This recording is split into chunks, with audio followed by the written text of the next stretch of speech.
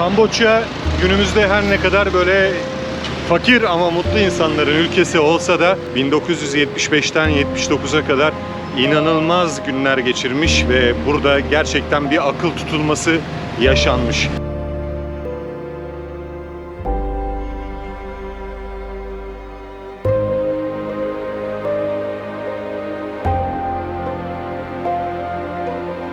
Yaklaşık 40'lı yaşlarda, 40'lı yaşların sonuna doğru, hatta daha 50'ye gelmemiş birçok insan o dönemde doğmuş, o dönemde yaşamış ve ondan sonra yani 50, 60, 70 yaşında olan her insan Pol Pot rejimini, bu ülkede Kızıl Khmerler rejimini maalesef yaşamışlar.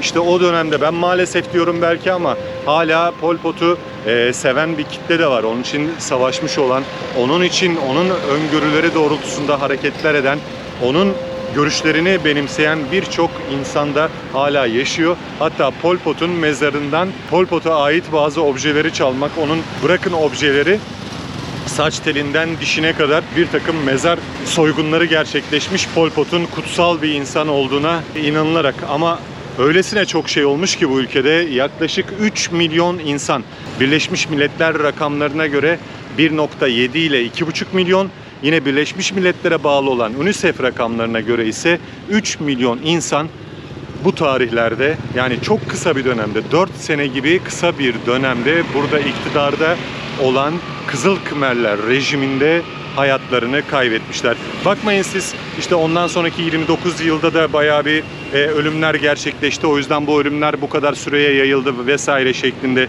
bilgilere. Bununla ilgili, Kamboçya ile ilgili bir hikaye anlatırken ben size bu durumu da açıklamaya çalışırım. Çünkü Kamboçya'yı ayrı bir şekilde yine anlatmak istiyorum. Burası enteresan bir ülke ama o döneme ait bazı şeyleri seyretmek istiyorsanız çok ünlü bir film var, Ölüm Tarlaları isminde.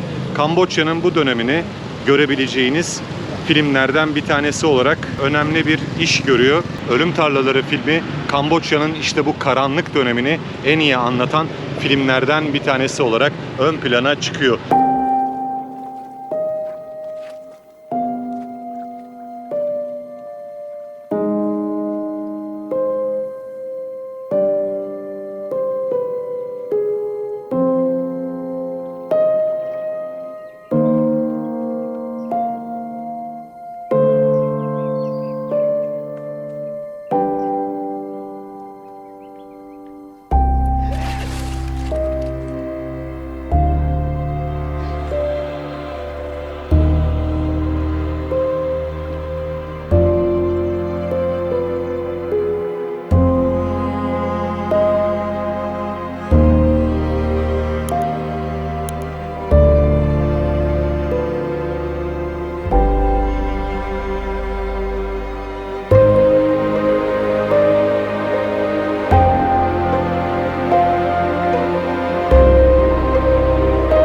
Öylesine bir rejimmiş ki neler yapılmış neler. 3 milyon insanın öldürülmesi olayını Kamboçya ile ilgili yapacağım videoda ayrıca anlatacağım.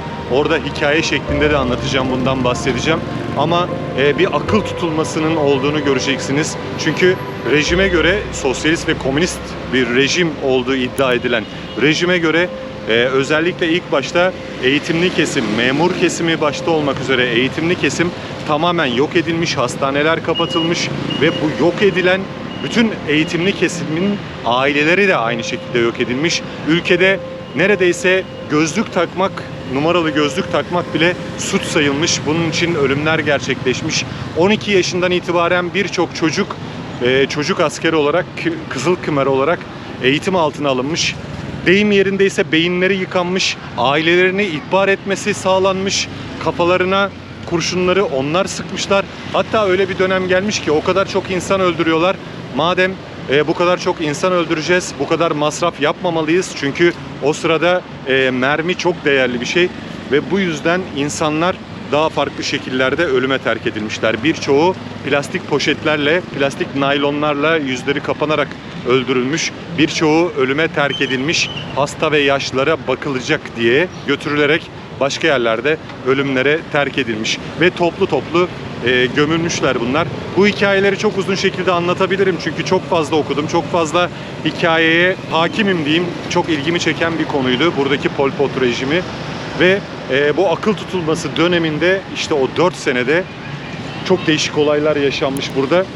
Ve Vietnam işgali, yani Vietnam Savaşı'nda Vietnam bu toprakları işgal etmiş, Pol Pot rejimini yıkmak, Kızıl Kemerler rejimini yıkmak amacıyla da ondan sonra onlar belirli dağ kesimlerine, kırsal kesimlere çekilmişler ve Pol Pot rejimi 1975'te Phnom Penh'i işgal etmesiyle başlayan gerillaların hareketi 79 yılında Tayland'ın sınır bölgelerine çekilen bu kişilerle sona ermiş ve burada daha farklı bir rejim kurulmuş tekrar.